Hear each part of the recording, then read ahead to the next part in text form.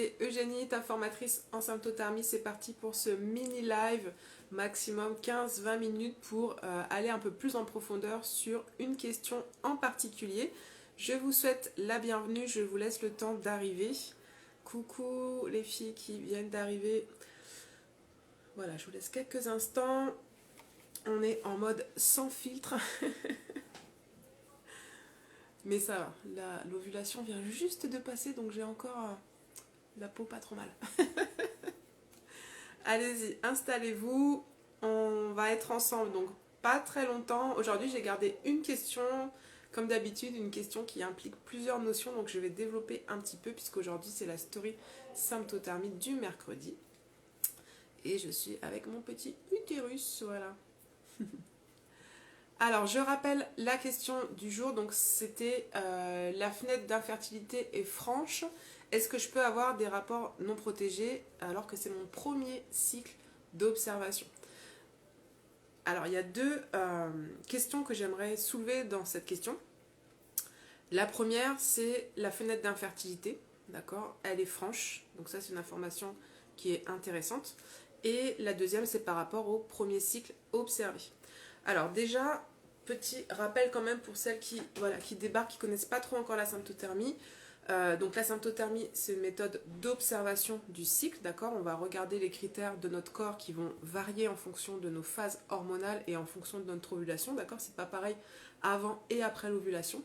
Et donc en fonction de ça, on va pouvoir savoir dans notre cycle à quel moment on a ovulé et du coup déterminer ce qu'on appelle la fenêtre fertile ou la période de fertilité, qui est quelques jours avant l'ovulation et pendant l'ovulation. Et en dehors de ces périodes-là, on est infertile.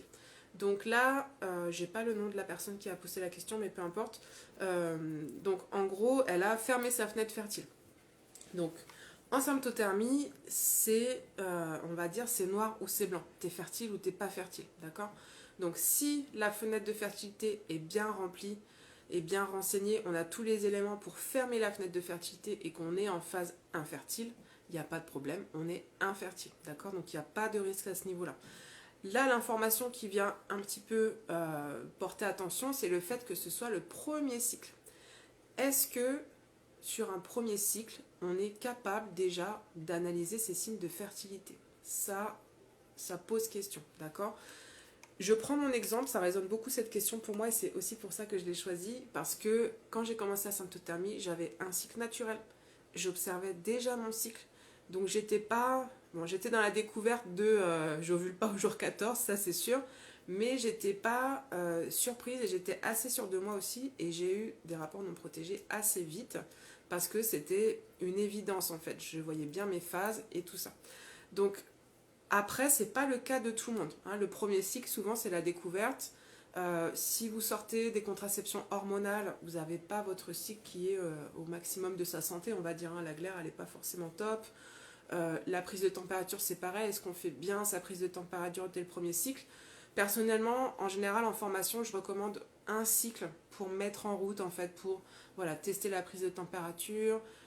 Souvent, la majorité, moi, des filles que j'accompagne, elles font la prise buccale, donc être sûr que la prise, elle est bien faite, etc.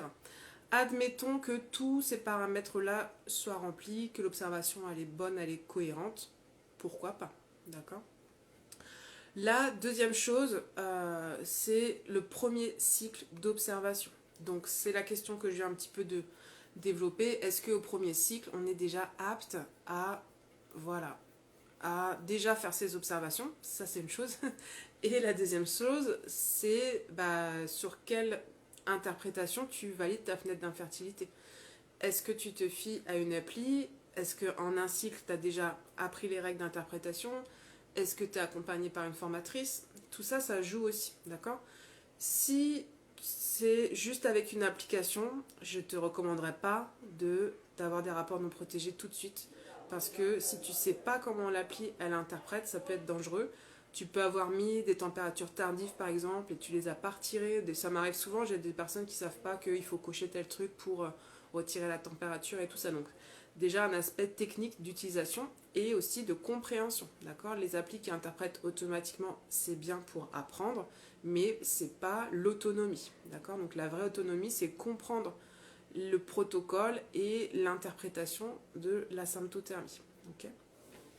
Donc admettons si ton interprétation, pardon, je bafouille, elle est bonne, tu l'as fait valider ou tu penses qu'elle est vraiment, voilà, elle est vraiment sûre, ta fenêtre elle est bien franche comme tu l'as dit, tu as une belle montée, tu as un beau changement de glaire, pourquoi pas.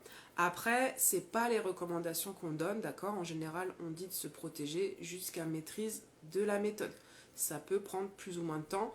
Il y a souvent, on entend parler de 6 cycles, 6 mois pour se protéger. Alors ça, il y a beaucoup d'autodidactes que ça arrange, qui se disent « Ah, moi je me protège 6 mois, puis après c'est bon ». Non, en fait, on dit 6 mois, c'est 6 mois d'accompagnement, donc plutôt 6 cycles même. 6 cycles accompagnés pour atteindre l'autonomie, en fait. C'est ça qu'on sous-entend, d'accord. C'est pas juste 6 cycles. En fait, le temps qu'on passe à s'observer, il n'est pas proportionnel à la compréhension de la méthode. Des fois, moi, j'ai des MP de personnes qui ont 30 cycles et plus et qui savent toujours pas interpréter, qui font confiance aveuglément à l'appli. Donc ça, c'est pas de la symptothermie, d'accord. J'avais un petit débat d'ailleurs ce matin avec une personne là, sur un post qui me disait la fiabilité, gna gna gna. Et ben, la fiabilité, elle est valable si on apprend, on est suivi et on applique la méthode à la lettre en fait. Sinon, c'est pas de la symptothermie, d'accord. Donc premier cycle, éventuellement, voilà, encore une fois, si tu as déjà des notions de ton cycle, si tu as déjà observé des changements avant, si c'est vraiment le premier, la grosse découverte et tu es en post-pilule, franchement, je recommande pas du tout, non. Attention. Attention surtout aux perturbations de température. Et je voulais vous parler aussi de ça, c'est assez rigolo.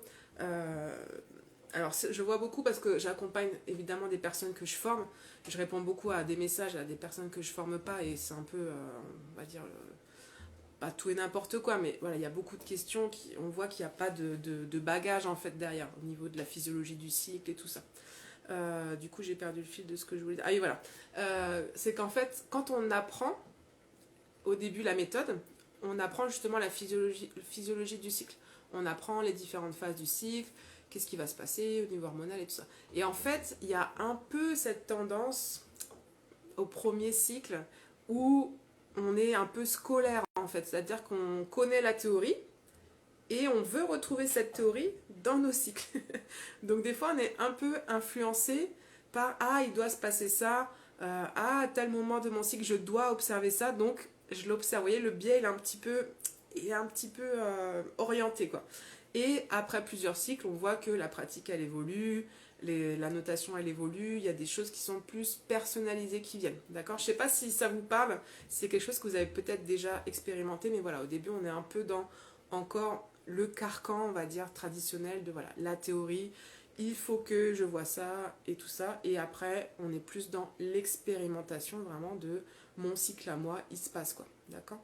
Donc, voir aussi dans ce cas de figure s'il n'y a pas voilà, cette influence-là de ah, c'est génial, j'ai un cycle parfait, tout comme tout comme dans les livres. Quoi. Salut Tamara! Donc voilà, à faire attention aussi à cette notion, est-ce que les observations, elles sont véridiques, est-ce qu'elles collent bien avec la réalité et surtout les perturbations, d'accord. Ça, c'est aussi une des difficultés, je trouve, pour les débutantes. Alors pour la glaire, ça va être d'observer la glaire, déjà au niveau même visuel, d'aller chercher la glaire, de l'observer. Après, ça va être de la classer et beaucoup sur les températures, les perturbations. Ça, c'est un petit peu l'étape qui prend un peu plus de temps, voilà, d'identifier quel type de perturbations ont des influences chez nous. Chez chaque femme, c'est différent en fait. Et franchement, j'en vois de tout, quoi. Il y a des fois des personnes, elles se lèvent genre super tôt et elles peuvent prendre les températures jusqu'à voilà, peut-être une demi-heure, 1 heure après, sinon après ça bouge. D'autres qui ont des plages horaires entre 8h et 11h du matin et ça fait rien du tout.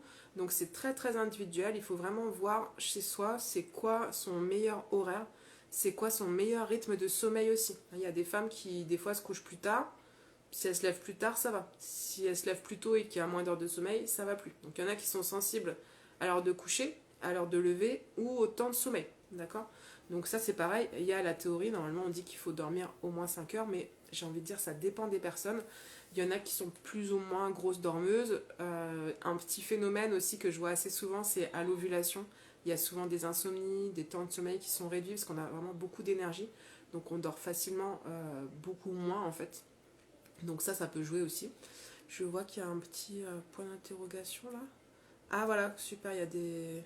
Ah non, c'est mes questions. Ah, c'est mes questions de ma story. Ah bah c'est cool. Ah bah je savais pas, excusez-moi, je découvre des fonctions sur Instagram. Donc voilà, faire bien attention aux perturbations et savoir les retirer, c'est-à-dire prendre l'initiative, la responsabilité de dire voilà, cette température, j'en tiens compte ou j'en tiens pas compte, ce qui va modifier l'interprétation, d'accord?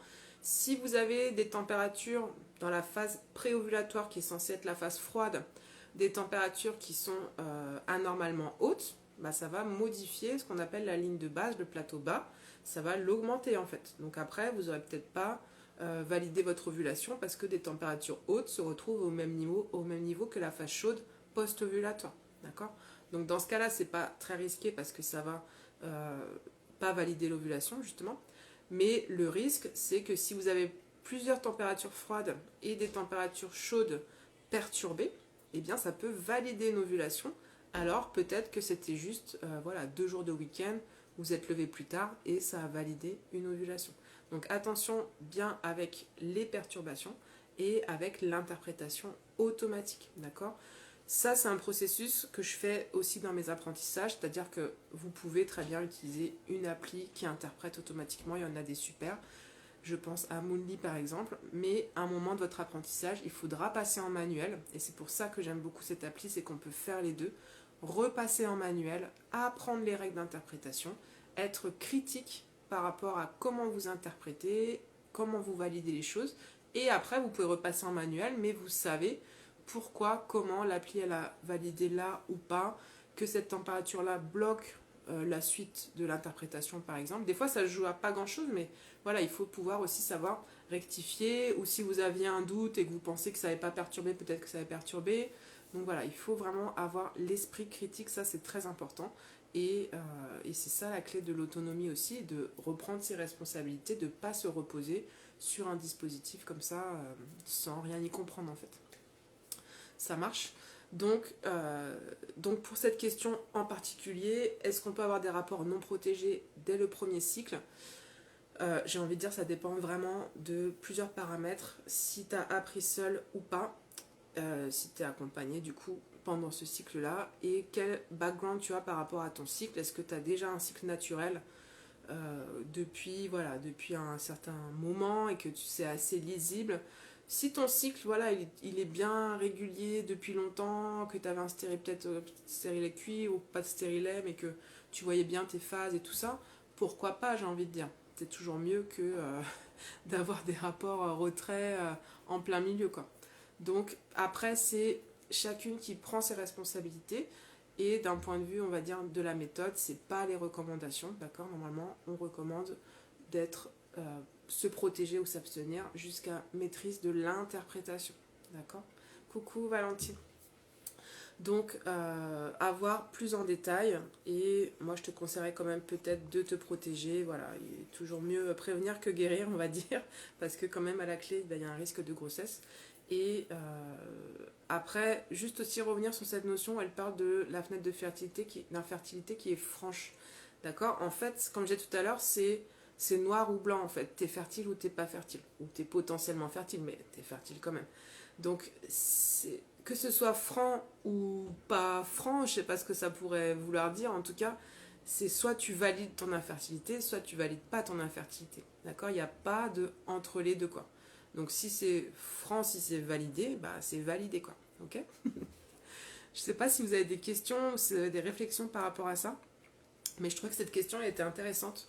Voilà, par rapport à comment on apprend la méthode, comment on peut s'en sortir seul aussi, et comment on peut analyser sa fenêtre de fertilité et du coup d'infertilité. Pour les autres questions, je vais répondre par petite vidéo, d'accord? Ça, c'était vraiment parce que je trouvais que c'était important d'aller un peu plus en profondeur. Sinon, je vous retrouve mardi prochain en live avec Alexandra de Mouni. Salut Laura, bienvenue. Donc mardi, il y aura un petit live exceptionnellement à 13h. On fera le tirage au sort du concours.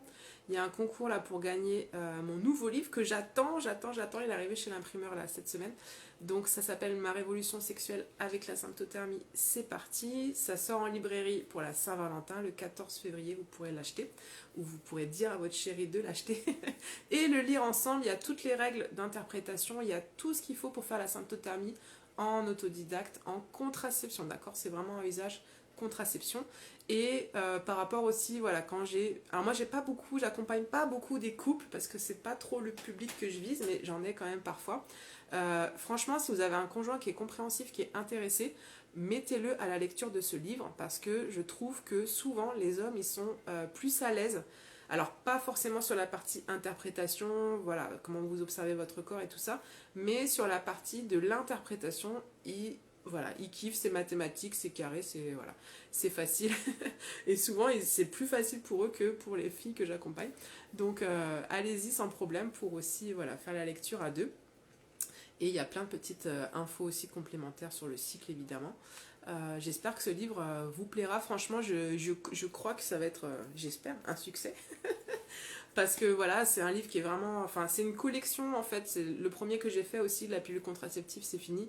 C'est vraiment des petits formats, c'est facile à lire, c'est des petits paragraphes, il y a des points. Enfin, c'est vraiment une lecture qui est, voilà, qui est agréable, qui est carrée. Vous pouvez lire le livre en une journée, vous pouvez le lire quoi. Donc j'espère vraiment que ça va vous faciliter la symptothermie et au niveau du budget aussi, c'est un livre qui coûte même pas 9 €.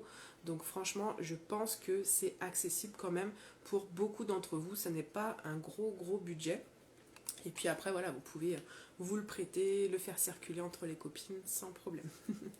Donc voilà pour ce petit live d'aujourd'hui. Comme je vous dis souvent, ce n'est pas voilà, pour s'étaler pendant très longtemps. L'idée, c'est vraiment de répondre à une ou deux questions. Donc aujourd'hui, c'était sur la fenêtre de fertilité, d'infertilité. Est-ce qu'on peut déjà avoir des rapports au premier cycle? Vous pourrez regarder le replay. Je vous souhaite une bonne soirée et puis je vous dis à mardi du coup pour les résultats du concours et mercredi aussi prochain pour une autre question. Voilà. Bonne soirée à tout le monde, portez-vous bien. Ciao ciao.